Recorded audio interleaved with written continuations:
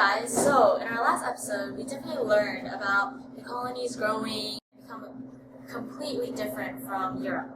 However, today we're going to change it up a bit, and we're going to talk about how the colonies finally rebelled against the British and became the United States of America.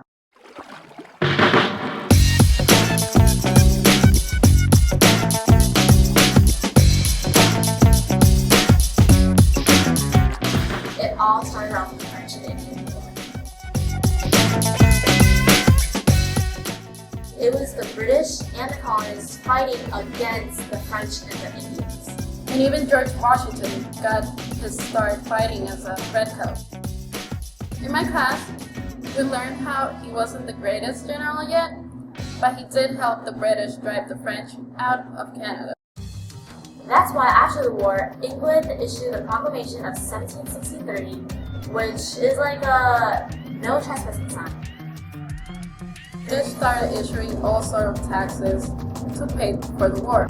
There was the Sugar Act, the Currency Act, the Townshend Act, the Stamp Act, Navigation Acts. You can probably tell why the colonists started getting really fed up and annoyed.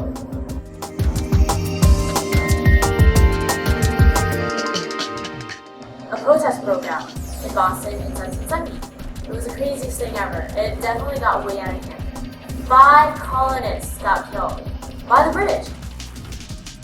That was the Boston Massacre, and got a lot of colonists angry at the British. So a lot of people became patriots.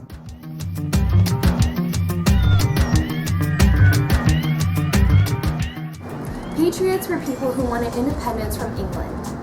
There are people like Patrick Henry and Thomas Paine. Thomas Paine wrote a famous pamphlet about why we should be independent called Common Sense. A lot of people read that, but they were still a lot of loyalists. Loyalists were loyal to the king because they usually had some economic connections to England, like merchants or fur traders. Of course, all the famous founding fathers were patriots: Ben Franklin, Thomas Jefferson, John Adams, and George Washington. The biggest influence in them was a guy named John Locke. He had been dead for over 70 years, but his writing on liberty were really meaningful. I mean, the things that he wrote about really hit home to our founding fathers, so they referred to him a lot. He wrote about equality and how power should be held by the people, and their natural rights of life, liberty, and property. And our founders talked a lot about these ideas at the First Continental Congress, which was really the first time all the colonies worked together. But the guy who really took Locke's ideas to heart was Thomas Jefferson. He was enlisted to write the Declaration of Independence in 1776. It beautifully sums up all the reasons for independence in a list of grievances or complaints against the king.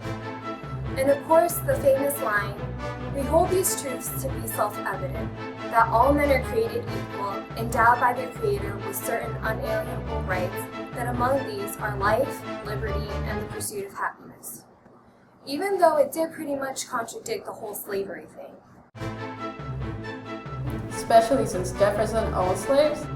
But that officially begins the revolution. Well, the war really begins with the shot heard around the world at Lexington and Concord in Massachusetts. But winning independence wouldn't be easy. The war took over 8 years. Even though England was stronger, older, and more powerful country, we did have some advantages. For one, the war wasn't very popular in England. They even needed to hire soldiers from other countries.